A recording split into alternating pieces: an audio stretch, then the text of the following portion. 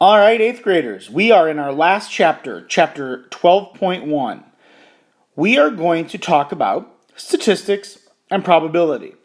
So there's a lot of information that we're going to be covering in these sections. So what are you going to learn? You're going to learn how to find sample spaces. And then you're going to talk about theoretical and experimental probability. Now, while some of this is review, a lot of the terminology and the way we're going about doing this is not review. So in sample space, a probability experiment is an action or trial that has varying results. The possible results of a probability experiment are outcomes. So remember, the possibility of how many things are happening that come out of it are the outcomes. For instance, when you roll a 6-sided die, there are 6 possible outcomes, 1 through 6. A collection of one or more outcomes is an event.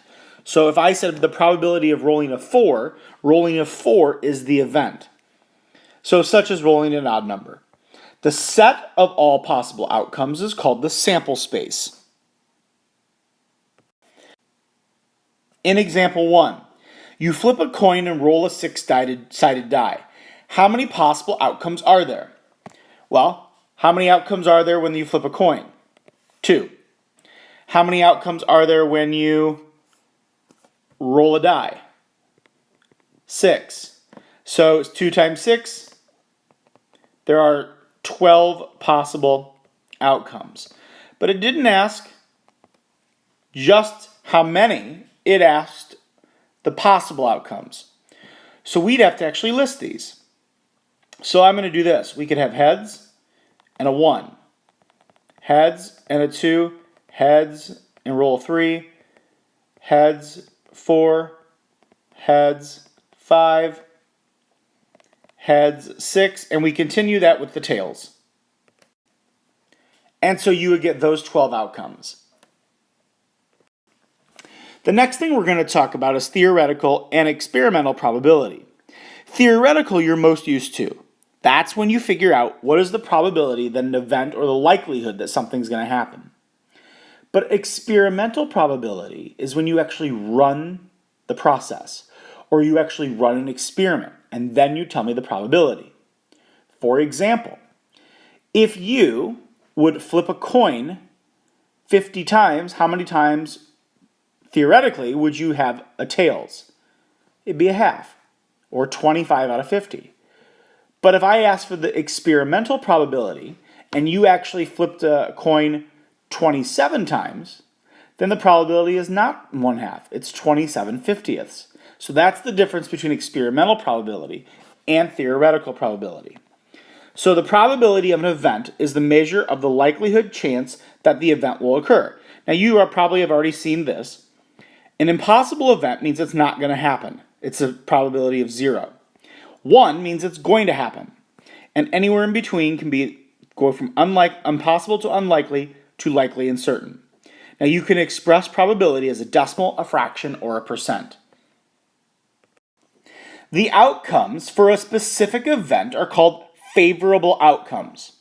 When outcomes are all equally likely, the theoretical probability of the event can be found by using this. The number of favorable outcomes divided by the number of outcomes. The probability of an event A would be written as P of A. So it's important that you write it correctly. If I said probability of an even number, you'd say probability of even. In example 2, a student taking a quiz randomly guesses the answers to 4 true-false questions. What is the probability of the student guessing exactly 2 correct answers? Now make note of this. This question has the phrase, exactly 2 answers. This phrase is more precise than saying just 2 answers, which may be interpreted as at least 2 or exactly 2. So this is exactly 2. So how many total outcomes will there be? Now a lot of the time you may think, well, there's 8. That's not true. There's not 8. So how many total outcomes would there be in guessing 2 correct answers? Well, it may help to draw a chart. If you got all correct or all incorrect, there's only one way. Incorrect, incorrect, incorrect, incorrect. So I stands for incorrect answer, or an incorrect guess. C stands for a correct answer. So if you got one correct, you could have done it in this order. Correct, incorrect, incorrect, incorrect, and so on. Exactly two answers. These are all the possibilities. Incorrect, incorrect, correct, correct, and so on. Then we have 3 correct, or all 4 you guessed correct. So if you counted these up, these are the outcomes. 1, 2, 3, 4, 5, 6, 7, 8, 9, 10, 11, 12, 13, 14, 15, 16. There are a total of 16 possible outcomes. Well, exactly 2 correct are right here. So there's 1, 2, 3, 4, 5, 6. So there are 6 out of 16, 6 favorable outcomes out of 8 or 16 total number of outcomes, which gives us a probability of 3/8. So the probability that we're going to guess exactly 2 correct answers would be 3/8. Now, this could be written as 3/8, or you could write 37.5%. The next, leading into our next core concept. The sum of the probabilities of all outcomes in a sample space is 1, because 1's the most we can have. So when you know the probability of event A, you can find the probability of the complement of event A. The complement of an event A consists of all outcomes that are not in A, and is denoted by A bar. The notation A bar is read as A bar. You can use the following formula to talk about the complement, or the formula in finding the probability of A bar. So here it is. The probability of A bar is by taking 1 subtracted by the probability of A. So example 3. When 2 6-sided dice are rolled, there are 36 possible outcomes as shown. Find the probability of each event. The sum is not 6. So here's how you do the probability of A bar. If I want to know the sum is not 6, you can easily count up which ones are not 6. But you could also count up the ones that are 6. So the probability, this is how we write it, sum is not 6 is equal to 1 minus the probability of the sum, which is 6. Well, is 6. Let's count them up here. Here's 1. 1, 2, 3, 4, 5, and that's it. So there are 5 favorable outcomes for the sum of 6 out of 36. So we take 1 minus 5/36, which gives us 31/36, which is approximately, you can give me a decimal, percent, it doesn't matter, 0.861. So there's A. B, the probability the sum is less than or equal to 9. Well, that means I'm going to take 1 minus the probability of the sum is greater than 9. Now, if I just look at them all, the sum is greater than 9. Let's see, 1, 2, 3, 4, 5, 6. Looks like that's it. 6 minus 6/36, which gives me 30/36, which gives me a fraction of 5/6, which is approximately 0.833. And there's your probability of a sum of less than or equal to 6. You just found them by doing the complements. Now, some probabilities are found by actually doing geometry. So you're going to have to find ratios of lengths, areas, or possibly volumes. Such probabilities are called geometric probabilities. You actually need to do the geometry behind them to find the probability. So for example, example 4, you throw a dart at the board shown. Your dart is equally likely to hit any point inside the square board. Are you more likely to get 10 points or 0 points? So what you have to do is figure out the probability of each. So the probability of 10 points is going to be the area of the smallest circle. So if we look here, this circle it says 3 inches. So we're just going to do pi r squared, which means 9 pi if we plug in 3, divided by the area of the entire board.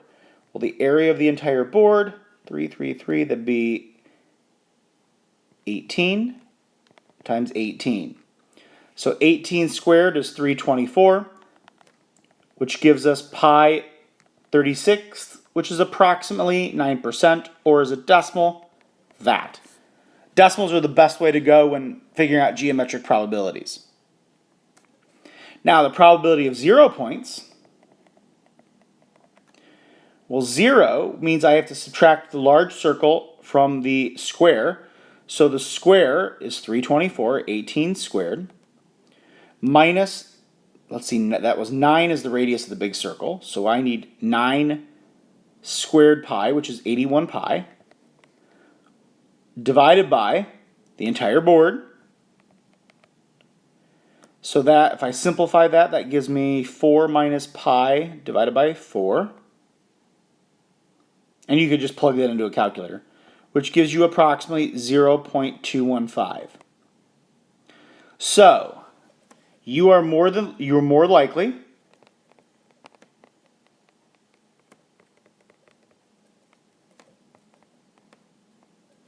to get 0 points. The probability is lower.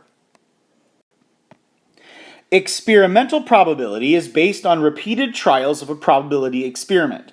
The number of trials is the number of times the probability experiment is performed.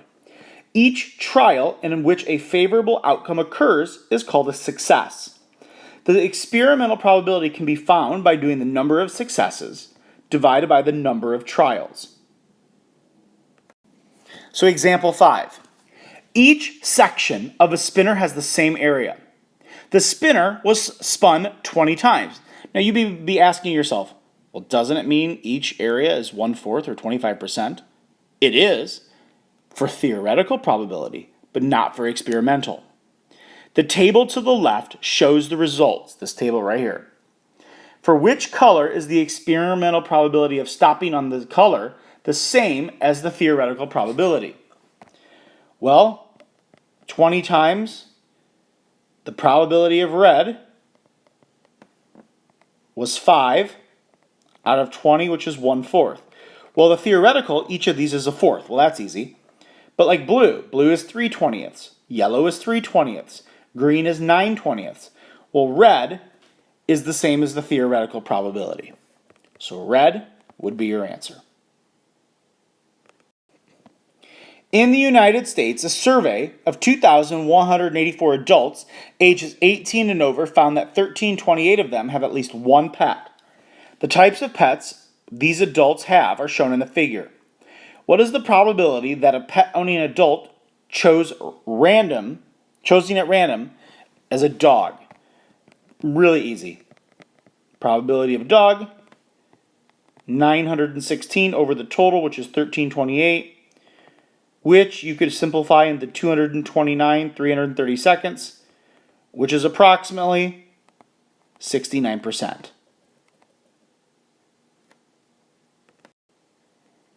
And here are all the vocab words that you should know from this chapter, or this section.